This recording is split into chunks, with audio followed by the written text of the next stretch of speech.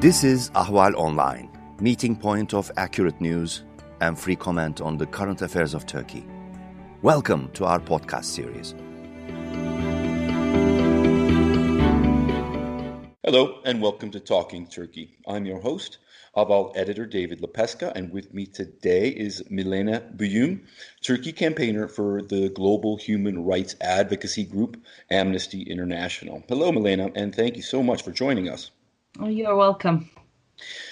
We are speaking on Wednesday, July 22nd, the day after officials from Turkey's ruling Justice and Development Party, or AKP, submitted draft legislation that would push social media firms like Facebook and Twitter to establish a presence in Turkey, which would enable Turkish authorities to access their data on Turkish users and would force the social media platforms to respond to Turkish requests to block or ban content. Already, dissidents have been forced to leave Turkey due to social media attacks and even death threats from trolls that have been linked to the ruling party. The Telegraph reported this last week and pointed to human rights activist Tuna Beklevic and fashion designer Barbaros Shansal as two examples. Milena, it seems to me like gaining greater control of social media would enable the AKP and its allies to use it as an even more potent weapon against its foes. I know Amnesty has written about Turkey's Twitter ban and other online issues in the past. I wonder how you see this draft bill and AKP's online censorship and its supporters' social media abuse. It's incredibly worrying, of course. The draft proposals are signaling a future that is incredibly dark and problematic in terms of the right to freedom of expression and its exercise in Turkey. Turkey is one of the countries with highest levels of social media usership. The government and its allies use it very prolifically. In fact, just before this recording of the podcast, I was reading President Erdogan's tweets about the murder of the horrific murder of a young woman in Turkey. Pinar Gültekin. Yes, we'll talk about exactly. Yes, and you know the president from the president down. High-level Turkish officials use social media very effectively from their perspective. So the idea that social media platforms would be compelled to take down content or else under threat of really heavy fines, reduction of bandwidth if they don't establish representations in Turkey is really problematic and is really signaling a really very problematic future for the exercise of the right to freedom of expression and the right to receive information. The media, not social, but the media itself is very much reduced in its diversity over the last several years, and it's very difficult to find media sources that are impartial, that inform the population with what's going on with the facts, with politics and news, etc. Everything is very difficult for the vast majority of the population to have an informed idea or decision-making tools are very much reduced in Turkey. So this adds a very problematic possible next stage of the growing censorship that we've been observing in the country. Mm-hmm. Also on Turkish social media, we've seen a spike in attacks against prominent women in recent weeks, including venom directed at Başak Demirtas, the wife of former HDP co-leader and presidential candidate Selahattin Demirtas, against Meral Akşener, the leader of the Nationalist Good Party, and against Elsa Albayrak, the daughter of President Erdogan, which is reportedly what prodded the AKP to present this draft bill. Meanwhile, Erdogan's government has said it may withdraw from the Istanbul Convention, a Council of Europe rights treaty against domestic and gender-based violence that went into effect in 2014. Turkish conservatives say the convention undermines the family and impinges on traditional cultural norms. But the AKP's potential withdrawal spurred women's rights protests across Turkey this past weekend. Also, this past weekend, which you just mentioned earlier, another woman was killed at the hand of her partner or former partner. 27-year-old student Pinar Gültekin was killed in Muğla province, and this too spurred more protests on yesterday, as Turkish women again spoke out against the persistent problem of femicide and violence against women. Milena, despite all the attention paid to this issue in the last few years, all the femicides given widespread coverage in the media, the hashtags gone viral, the outspokenness of groups like We Will Stop Femicide, even Erdogan's involvement, as you mentioned, he's tweeting about Gültekin today. Despite all this, it seems like Turkey has not really moved forward much, maybe has even gone backward on this issue. Is that right? What's your view? How is this proceeding in Turkey? I think violence against women has been a deep-seated problem in Turkey. I mean, it's a very endemic problem. It's a really shocking issue, especially some of these really high-profile murders, rapes, etc., indicate how deeply seated a problem this is. And Istanbul Convention, a convention against to end and prevent violence against women, signed in Istanbul, hence its name. The idea that Turkey would withdraw from such a convention has been very slow, actually, in implementing it. It's the measures contained in it, which is very problematic. Is really actually adds to the insult and to the injury that this issue causes women at large in society. One of the biggest problems is the impunity that goes with this crime, and how the perpetrators of violence against women often get away with what they've done. The judiciary doesn't effectively pursue the perpetrators and punish them, and these are, there is a real problem of impunity when it comes to this crime. Let me just say, sorry to interrupt, but let me just say that Erdogan just tweeted that he has no doubt that the murderer will receive the maximum punishment. Yes, in this case, I mean, before, there are women who are seeking protection because of violent partners, husbands, members of their family who are not offered the protection. There are very few women's refugees in Turkey that exist where women can actually seek safety and sanctuary. This is not a readily available option for women who are living in really dangerous situations that could be life-threatening. So before, the murders are the ultimate horrific end to violence against women. There are many women who suffer for years in the hands of violent individuals of whatever relationship they may have to them, and they don't have a lot of recourse to either protection or actually redress when they try to pursue these individuals, these violent men in the courts. There's a real problem with that, and the way the judiciary operates. Obviously, in this particular case, because it's so it is so extreme and so horrific in its detail, the president and other members of the government have spoken out.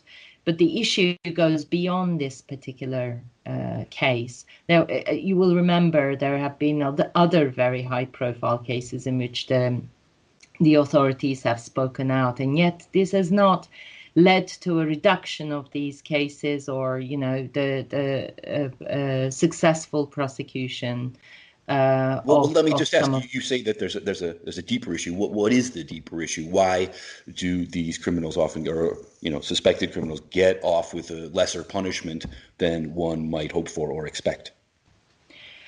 I mean, there are laws that perpetrators rely on, that laws that refer to having been provoked, which enables them to enjoy reduction of Hmm. sentences, or the extenuating circumstances as they may be presented of being provoked. I mean, these actually such defenses by perpetrators of violence have also been seen in cases of trans women's murders and violent attacks on gay men. The provocation defense is one that should not exist actually in criminal law. The authorities should examine the facts of the case and decide on the merits of the case, and they often don't do that. There's a lack of awareness among the judiciary of what these types of crimes are and their impact, and there is a lot of societal prejudice that come into play. What did the woman wear? What was she doing? I mean, these are things that the attitudes that actually, unfortunately, enter into the decision making in a case like this in the courts. Still today. Yes, still today, and Turkey, unfortunately, is not either unique either in this case. I mean, there are cases in other countries around the world when it comes to violence against women, rape. Amnesty has done work in countries like Denmark on rape and how rape is prosecuted. This is a worldwide problem. I don't want to single out Turkey. Of course, we're talking about Turkey Sure. today, but this is not unique to Turkey, and that is sad. Of course, that is really shocking that around the world women are not getting justice when they are on the receiving end of these heinous crimes. It's interesting that Turkish conservatives and the AKP are talking about pulling out of the Istanbul Convention right now during this pandemic, during which violence against women in Turkey has significantly increased. What would it mean for Turkey to pull out? How would it have an impact on the ground? How would it impact the safety of women in Turkey in the months ahead? Legal protections are really crucial, actually, and standards that ensure that women are, can rely on and demand effective protection would be much reduced. I mean, it's got obviously it's got a symbolic impact on the message that it sends to perpetrators of this type of violence. But even though Turkey is very slow in implementing the measures contained in the convention and has been criticized for that, the fact that it is party to it is really important, and I think it would be a really disastrous step back for women's equality and women's lives, actually, because that's what we're talking about. Mm-hmm. Last week marked 1,000 days in prison for Osman Kavala, the Actually, prominent. it's Monday, 27th of July, so it's Huh. next Monday. I've heard a Yeah. couple different estimations, but okay. Sometime soon or last week marked 1,000 days in prison for Osman Kavala, the prominent philanthropist and activist who has faced 3 different charges since his initial November 2017 arrest. Hours after he was acquitted on charges of attempting to overthrow the government with the Gezi protest of 2013, back in February. Hours after that acquittal, he was charged with attempting to overthrow the government with the coup plot of 2016. There seems to be no better example of Turkey's dismissal of the rule of law and the increasing tendency of its judiciary to seek to silence critics rather than mete out actual justice. What does the Osman Kavala case represent to you? What does it tell us about Turkey today?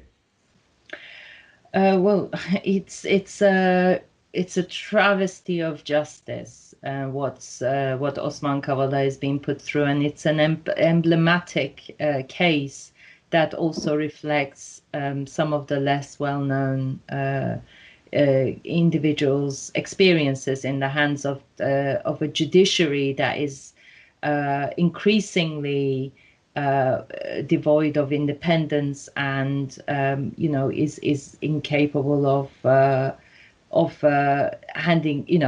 administering justice in a fair and balanced way. I mean, Osman Kavala waited 16 months for an indictment to be drawn up. When it was drawn up and he was accused of having led and financed the Gezi Park protests, the conclusion of which was that he was not guilty. He was acquitted, as you reminded the listeners in February. He was then rearrested immediately under a charge that he had faced in 2017, that of attempting to overthrow the constitutional order related to some equally flimsy and absurd allegations around the coup. I mean, where his phone signal was in relation to somebody that the government believes was involved in the coup attempt, although this person has not been convicted or even, as far as I know, tried of such an accusation. That he saw this individual in a restaurant. I mean, these are laughable suggestions if they were not if they did not have such critical and serious consequences. He was accused. He was then remanded under this charge, which wasn't new, but as soon as the 2-year limit was completed with this charge of attempting to overthrow the constitutional order, he was then charged. That charge was lifted. The remand decision under that charge was lifted, and he was now accused, and he now is imprisoned under the allegation that he engaged in espionage. Again, from what we know, because there isn't an indictment in the case, he doesn't know the detail of what the remand decision is based on, and yet he's about to mark 1,000 days in prison. So in that time, yes, he was tried and acquitted of a really serious charge, which carries an aggravated life sentence. He was acquitted in that trial. The European Court of Human Rights has ruled, and its ruling has become final, that is, the treatment of Osman Kavala is being pursued with ulterior motive, which is another way of saying this is a politically motivated prosecution and persecution, and that he should be immediately released. This decision became final in May, and yet Osman Kavala is still in Europe's highest security prison, Silivri.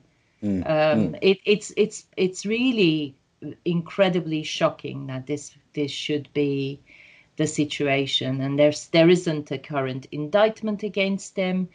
And the second charge that I mentioned has been lifted because there wasn't an indictment under that charge that was drawn up in the 2 years that he faced it.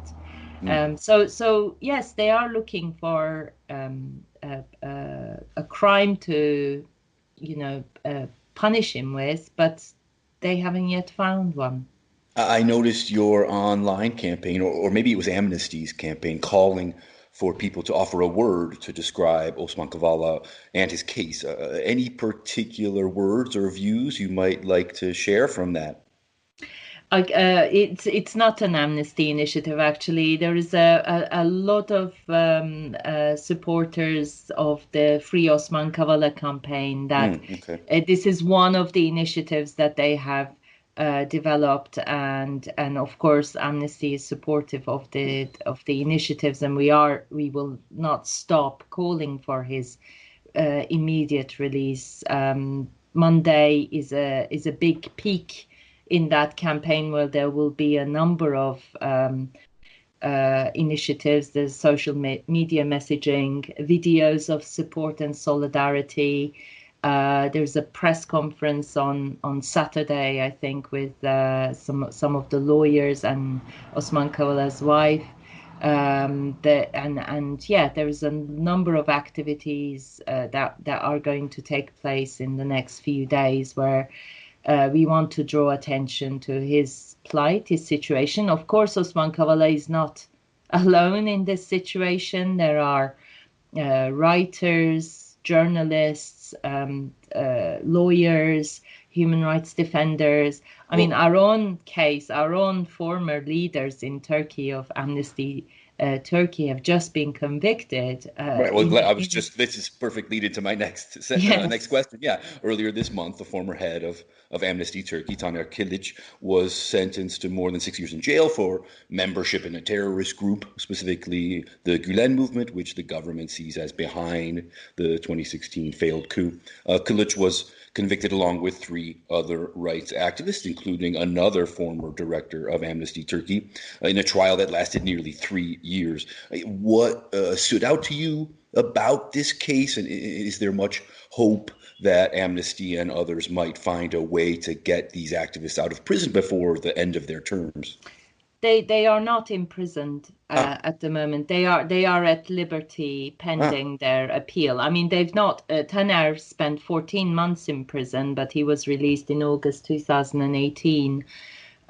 Finally, and he, none of them are imprisoned at the moment. And the judge, in ruling with the verdict, there was no request that they be remanded. So, that is a small comfort, though, because the idea that Taner, İdil, Özlem, or Günal did anything other than defending human rights is anathema. I mean, it's actually shocking. I saw yesterday the reasoned judgment, which I use the word reasoned with a lot of hesitation, because reasoning it does not contain. It's 105 pages long, and it feels, when you read it, like this trial didn't take place. The evidence was not comprehensively demolished, and every accusation roundly disproven by our friends, by the defendants themselves, or their lawyers, and that all these 12 hearings had not happened. It's absolutely incredible. Even the state's own evidence, the police report that showed that Taner did not have bylock on his phone, is as if it hadn't happened. It hadn't been submitted to the court. So it is absolutely shocking. It's not acceptable, because there was no case to answer to detain them, let alone keep them in prison, and then after almost 3 years convict them. In fact, it was almost to the day 3 years since they were first detained. The 10 of them during a human rights workshop on the island of Büyükada in Istanbul, and it is clear to us, and I think to the wider human rights community in Turkey and elsewhere in the world, that we will not rest until they are completely acquitted, and all of them are acquitted. It's 4 of them were convicted. It looks like the prosecutor is intending on appealing 2 of the acquittals as well. So there will be an appeal by the prosecutor on 2 of the 11 defenders. We will continue advocating and campaigning for their acquittals in the, there, as you know, there's a 2-stage appeals process, the regional court and then the Supreme Court of Appeal, and we will be with them all the way until when they do we are. expect these appeals to begin? Sorry. It's very difficult to say, but they have 7 days from the date of the publication of the recent judgment, and so the appeals will be submitted, and they can take anywhere. We don't expect a very rapid turnaround of the regional appeals court. We imagine it will be sometime next year. But then the Supreme Court of Appeals process, if these convictions are confirmed on the 1st-stage appeals court, then there is, of course, the Court of Cassation, Supreme Court of Appeals route open to them. But the idea that, maybe 6, 7, 8 years down the line, they will still have this horrendous judgment potentially hanging over their heads as a sword of Damocles is unbearable, and it's a signal. It's actually, as the European Court of Human Rights has concluded in the case of Osman Kawada, it's also a signal to the rest of civil society that agitate or be active or speak out on human rights issues at your peril. We will drag you through the courts. We will detain you. We will imprison you for years, and we will shut you up. And this is truly unbearable. And this situation has to change. You mentioned the lack of reasoning in the decision, the 100-some page decision. In a recent interview, Osman Kawada spoke with a Greek newspaper from his prison cell, and he said, quote, "It would not be accurate to conclude that the entire judiciary is under political influence and is ruptured from legal norms. We still witness rulings made in accordance with universal legal principles, especially by the higher courts," end quote. I wonder what you think of this, and if you also see some hope within the Turkish judiciary. I mean, there is, of course, the judiciary should, in theory, make decisions that are independent of any external interference, and that's the way it should be. That the courts should examine the evidence and rule on the basis of that, and uphold individuals who are in front of them, the rights of the individuals who are in front of them. Unfortunately, in such high-profile cases, especially when high-level state officials, including the president and others, speak and criticize, in the case of Osman Kawada, and this is the basis. I mean, this is written in the European Court of Human Rights ruling on Osman Kawada, with references to the sequencing of the president making speeches and referring to Osman Kawada, and the courts making the decision that they have to remand or to remand again.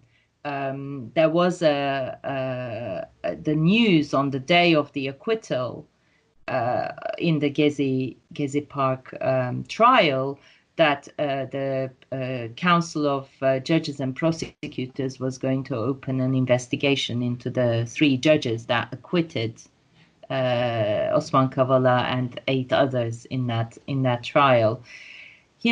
Nothing came of that investigation, as far as I know. But the news that such a thing could happen, because the judges well, I mean, probably the investigation wasn't because they issued an acquittal decision, but it came as they made that decision. So there is no way of disassociating in the minds of other judges and prosecutors that this is what happens. You know, it's a high-profile case. The president spoke about the only individual in prison with very serious charges, and the judges acquit them, and then they are subjected to an administrative investigation. How can judges operate freely and independently in a context where this sort of thing happens?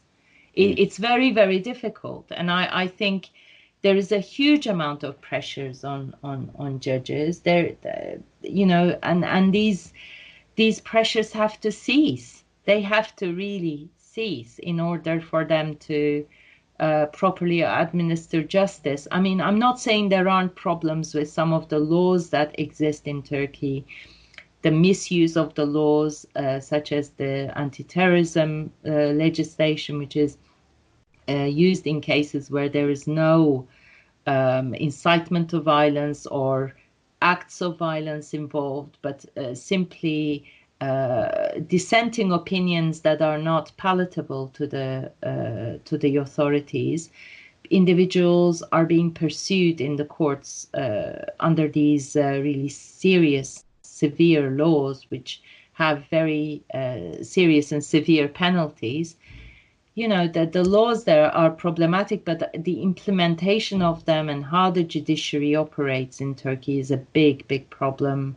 And there has to be a change in this area. I mean, the judiciary has to be allowed to become independent and you know, free from external pressures and influences.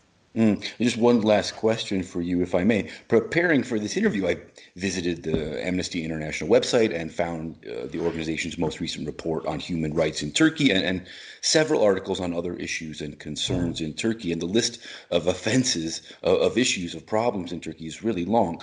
Curbs against freedom of expression and freedom of assembly, torture, refugee deportations, excessive use of force, abuse by armed groups. There was even a piece on 12-year-olds facing terrorism charges. One headline on the Amnesty site said simply, quote, "We're frightened for friends and colleagues in Turkey." Yes, I am too, as I'm sure are many people listening to this podcast. So what can we do? Those of us on the outside looking in with increasing horror, is there anything we can do to help those dealing with these sorts of injustice? And I ask this knowing that the Turkish government often weaponizes external vocal support for dissidents, pointing to it as evidence that critics, such as Osman Kawada, for instance, is in cahoots with the West, is plotting with George Soros or something like this. So is there a way to help and not potentially make matters worse? It's, you know, this is how they say, several $1 million question. How can we change things, and how can we improve things? I mean, one thing that probably we need to end on this discussion is to acknowledge that there is still a independent civil society in Turkey that is still raising its voice. People are using their right to peaceful dissenting activities and opinions, exercising their rights despite all the restrictions, pressures, and you know, even police violence. I mean, the scenes of people protesting the murder of this young woman that we were talking about earlier, you know,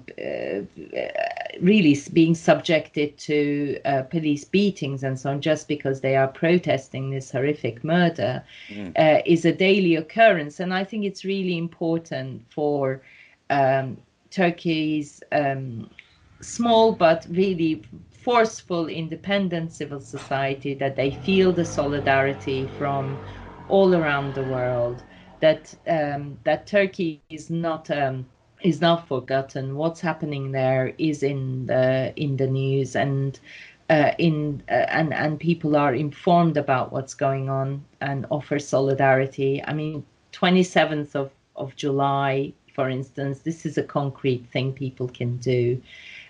Reach out, look at the Free Osman Kawada Twitter handle, Instagram. There will be a lot of content being shared there. Watch the press conference that is going to be uploaded on YouTube. Details will be shared on the campaign Twitter handle. And send a message of solidarity to Osman Kavala in prison. Again, the details of how to do that are on the campaign website. And we at Amnesty, we will carry on campaigning for, basically for so that all these cases are in the forefront of people's agendas, and until our colleagues are acquitted, and raise our voice in advocacy and in campaigning, so that these rights violations end. Okay. Yeah. Thanks for getting that message out. Milena Buyum, Turkey campaigner for Amnesty International. Thanks so much for your time and insight. It's been a pleasure talking to you. You're welcome. Thanks a lot.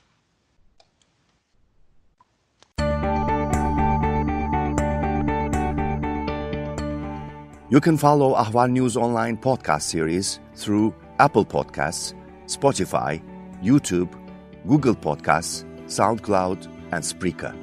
All you need to know about Turkey is here, for your ears, mind, and attention. Thank you for listening to our podcast.